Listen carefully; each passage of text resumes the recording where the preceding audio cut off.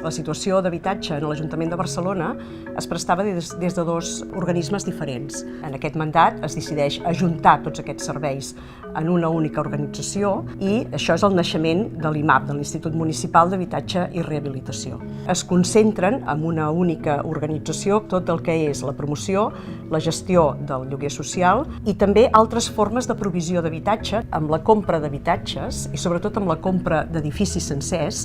No només estem garantint el dret a l'habitatge en aquelles persones que ja hi viuen, sinó que, a més, evitem que molts d'aquests fons que es dediquen a la compra d'habitatges, que basen el seu model de negoci en l'expulsió dels veïns, ho tinguin tan fàcil en la nostra ciutat, no? I després tenim altres línies, que és la captació d'habitatge del mercat privat en règim de lloguer, és a dir, que els propietaris ens cedeixen a nosaltres els habitatges a canvi d'una sèrie d'incentius, ajuts a la rehabilitació a fons perdut, estem parlant d'una garantia de rendes, de la seguretat de cobrament de lloguer. Impulsem totes unes eines per facilitar que els propietaris confiïn els seus habitatges a programes socials. Una altra de les línies és, evidentment, tot el que és els ajuts a la rehabilitació.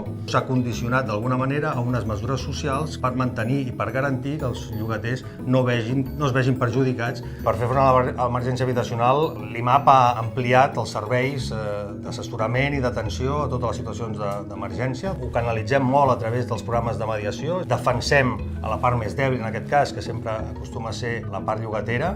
Quan tot això no acaba funcionant i, per tant, les persones estan en situació de perdre l'habitatge, vam dissenyar un servei que el coneixem com a SIFO, que és un servei que fa tot el que és l'acompanyament a les famílies que estan en situació de pèrdua d'habitatge per tal de minimitzar els efectes negatius que aquesta situació comporta. Hem impulsat també tot el que és una unitat de disciplina d'habitatge específica per intentar evitar situacions anòmales de l'habitatge o accions de discriminació, com també, evidentment, el que és els habitatges buits. La cerca i detecció d'habitatges buits, que ha estat una prioritat, també una mica com a línia estratègica de fer front a tot el moviment especulatiu. En la ciudad de Barcelona podríamos ejemplificarlo con tres verbos. Estamos interviniendo, es decir, estamos siendo un actor relevante en la provisión de vivienda, en este caso social. En segundo lugar, estamos cooperando con entidades no municipales, con entidades del tercer sector, incluso con empresas, buscando generar la mayor cantidad de sinergias en torno a la noción de la vivienda asequible.